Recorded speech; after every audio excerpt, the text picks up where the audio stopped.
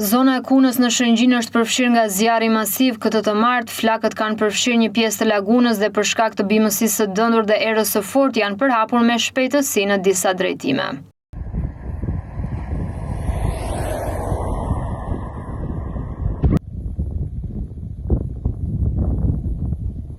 Pas njoftimit, 10 forca zjarrfikse janë vënë në lëvizje për të bërë të mundur shuarjen e flakëve dhe për të shmangur rrezikun për zonat e banuara përreth. Efektivët kanë kërkuar ndihmë mjete edhe nga qytete fqinje, si Laçi e Shkodra, për të bërë të mundur izolimin e flakëve.